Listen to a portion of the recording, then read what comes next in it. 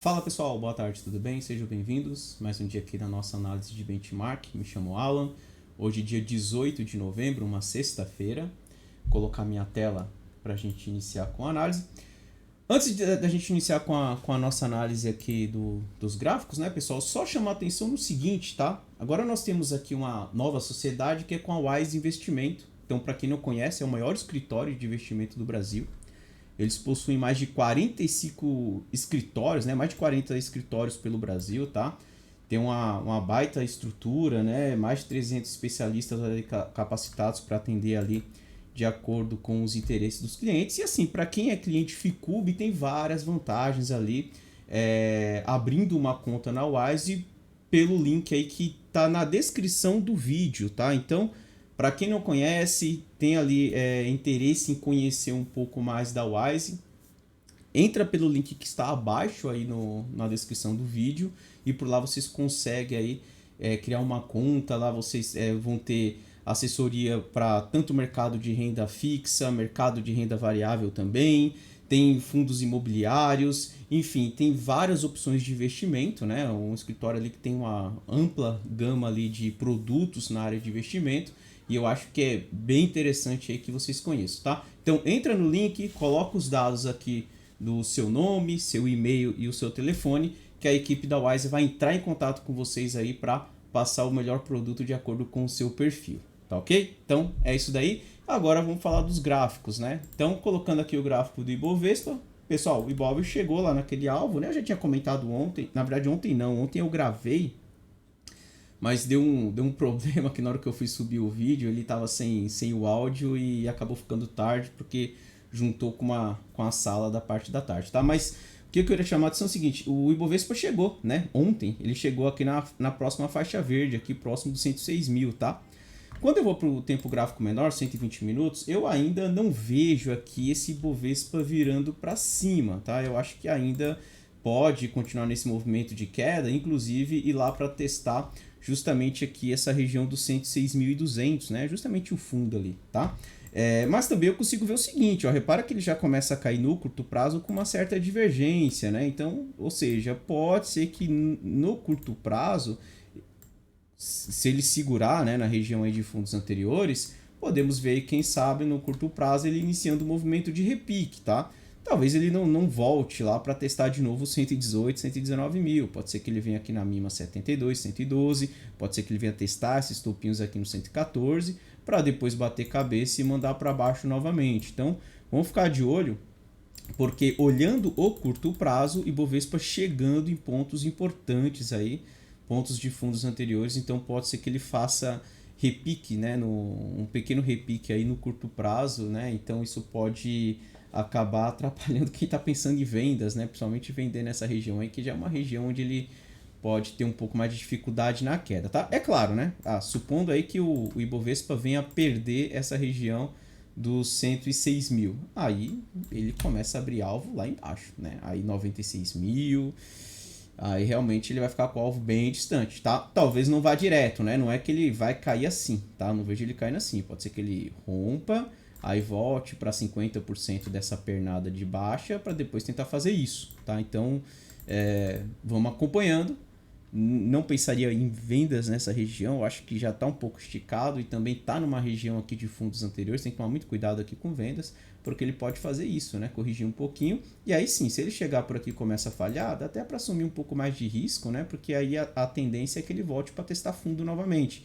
E aí, se romper, pelo menos você vendeu lá em cima, né? Não vendeu aqui no rompimento, correndo o risco de vender e o preço acabar voltando ali contra a sua operação, tá? Então, tomar muito cuidado aí. No momento, entendo que o Bovespa está em região de suporte. Neste ponto, pode sim haver uma reaçãozinha no curto prazo, mas tem que esperar pelo menos ele ficar acima dessa linha de tendência aqui no gráfico de 2 horas, tá ok? Não é o que está acontecendo por enquanto. Gráfico do dólar, WDO FUT, gráfico diário. Bem, o dólar também está lateral, né? A gente já tem chamado a atenção entre a faixa vermelha e a faixa verde. Ele chegou na faixa vermelha, bateu cabeça, até rompeu, mas não deu continuidade, tá? Se você pegar aqui pelo gráfico de 120 minutos, Acho que eu até tinha traçado uma linhazinha de tendência pegando esses últimos fundos. E eu acho que ele tá começando a romper aqui, tá, pessoal? Ele veio abaixo dela, né? Não dá para afirmar que ele tá perdendo. Ele ainda pode fazer isso daqui e testar esse topo mais uma vez, tá? E outro detalhe também que eu ficaria atento é o seguinte, olha, dessa puxadinha forte ele para cima, né, pelo gráfico de 2 horas, ficar de olho quando ele chega nos 38, que é exatamente onde ele está agora, e também nos 50%, né? Pode ser que ele faça uma reação nestes pontos e ainda venha testar esse topo, tá? Eu não vejo ali o dólar caindo em linha reta, né? Eu acho que ainda tem possibilidade dele iniciar um movimento aqui de repique no curto prazo, testar topo, e aí sim, se ele não fizer novo topo e começa a falhar, aí eu entendo que ele pode iniciar uma correção até voltando para essa faixa verde aqui embaixo mais uma vez, tá? Então, vamos ficar de olho, dólar ainda para cima, né? Mas em região de resistência. No curto prazo, acho que a ideia é voltar para testar topo. Se não fizer novo topo, aí eu já começo a ver o dólar podendo realmente voltar para testar de novo aqui essa faixa dos 5.050, né? Dos R$ 5 ali e 5 centavos mais ou menos, tá ok? Caso ele no teste do topo venha para romper, né? Então, se por um acaso acontecer isso e o dólar conseguir aí romper esses topos anteriores, romper essa faixa vermelha, aí o alvo passa a ser a próxima faixa vermelha ali na região dos 5.690, né? 5,69, 5,70, né? Seria o próximo ponto ali pela resistência, inclusive da mínima, tá? Então, vamos acompanhar para ver o que acontece nos próximos dias. Ele já está sentindo uma dificuldade aí neste ponto, mas ainda entendo que ele pode ir lá para testar mais uma vez aquela região de topo, tá ok? Vamos dar uma olhada aqui no S&P 500. S&P 500, pessoal. Bem, vamos lá. Ele chegou na região dos 4.000, né? Que era o primeiro alvo que a gente já havia comentado. É aquela retração de 618, né? Então, só para relembrar ali qual que foi a análise, se você traçar uma retração do topo até o fundo, ele veio no 618 e bateu cabeça, tá? O que aconteceu aqui? Ainda não vejo ali muito por que ficar preocupado com o S&P 500, mas nesse ponto aí já tem que ter um sinal de alerta, né? Eu digo isso principalmente para se alguém estiver aí posicionado, né, mercado americano, porque neste ponto ele pode iniciar um movimento de correção. Eu só entendo que o S&P 500 realmente vai demonstrar para a gente que falhou neste ponto a partir do momento que ele perde essa linha de tendência e se ele fechar abaixo desses fundos aqui embaixo, tá? Só que para ele voltar para cá, ele acaba devolvendo boa parte aí dessa última puxadinha que ele fez para cima. Então, vamos lá. Quando que eu vou entender que o S&P 500 realmente falhou? Vamos lá. Se ele perder a linha de tendência, né? Então, testa topo, não faz novo topo e vem perdendo. Isso aqui eu entendo que já pode ser considerado uma falha. Mas, de qualquer forma, ele ainda pode voltar para testar as mínimas, testar esse fundo anterior e, quem sabe, segurar e ficar um pouco mais lateral nessa região, né? Então, ele pode consolidar 3.700 a 4.000 aqui, tá?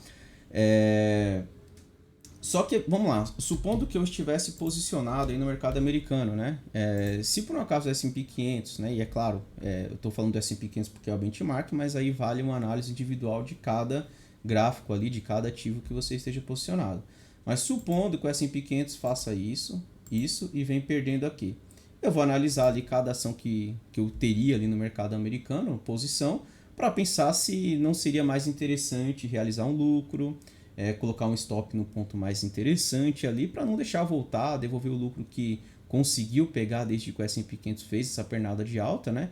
Então, só ficar de olho, porque caso o S&P 500 comece a falhar por aqui, isso pode acontecer, inclusive nas criptos, tá? Se por acaso o S&P 500 começar a falhar nessa região e inicia um movimento de correção um pouco mais forte, poderemos ver aí, quem sabe, as criptos corrigindo um pouco mais, né? A gente sabe que o mercado americano, de certa forma, também dá ali apesar de a gente analisar individualmente cada gráfico, a gente sabe que o mercado americano, de certa forma, também tem uma influência ali no mercado de cripto, porque é um mercado de risco também, então meio que se comportam ali de uma forma parecida, tá? Então, vamos ficar de olho, S&P 500 no ponto importante de resistência. Se perder a linha de tendência, eu entendo que ele pode iniciar uma correção maior, mas também, se ele respeitar a linha de tendência, ainda tem o alvo lá nos 4.100, que é aquele alvo que eu já tenho comentado aí com vocês há um bom tempo, tá?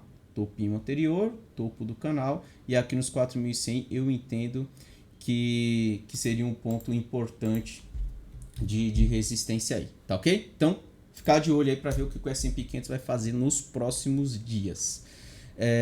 E agora vamos dar uma olhada aqui no Bitcoin, BTC USD, gráfico diário.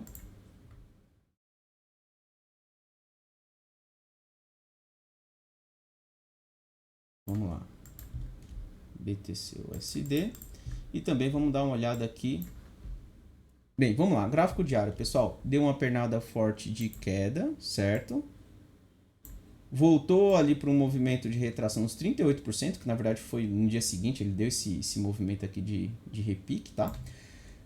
De qualquer forma, assim, eu não pensaria ainda na compra, tá? Eu até tinha chamado a atenção no seguinte, se ele rompesse uma linhazinha de tendência, né? Ele até rompeu aqui, mas tem um detalhe, né? Se você observar aqui o PVPC, ele tem um setup, que eu considero um setup até de venda, que são 3 linhas vermelhas para baixo com uma linha verde.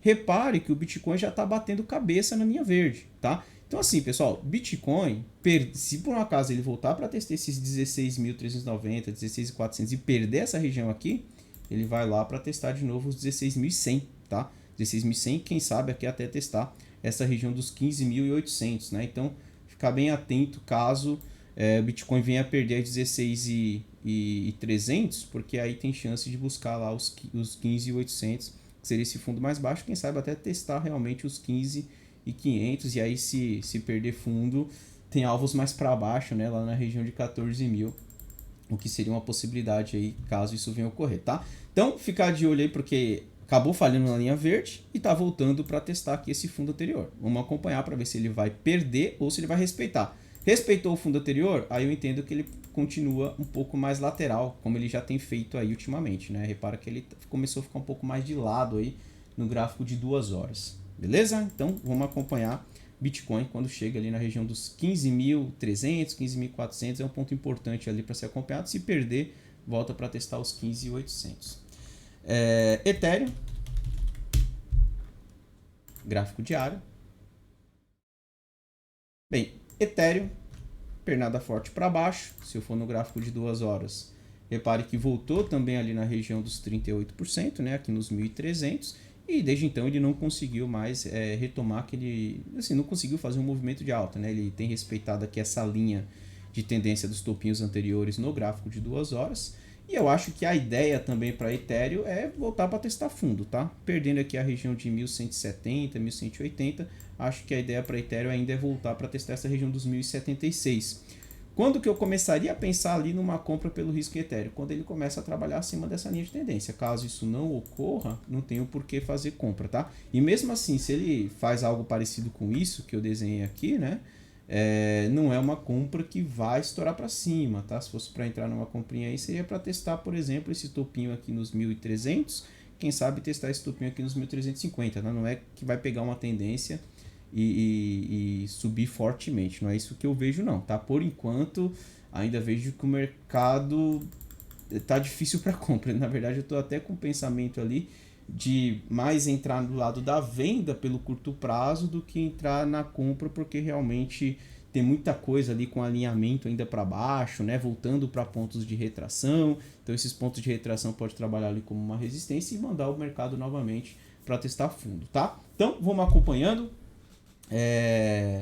Vamos ver o que acontece aí até amanhã. Amanhã a gente volta aqui mais uma vez com a nossa análise de benchmark, tá? E só lembrando novamente, pessoal, entre lá no link que está na descrição e faça o seu cadastro para receber aí o contato da equipe da Wise, tá? O pessoal aí super capacitado, vai poder te auxiliar da melhor forma ali, no melhor investimento, de acordo aí com o seu perfil, tá ok? Então, desejo para todos aí uma excelente tarde e até segunda, né? Eu falei até amanhã, mas é até segunda porque hoje já é sexta-feira.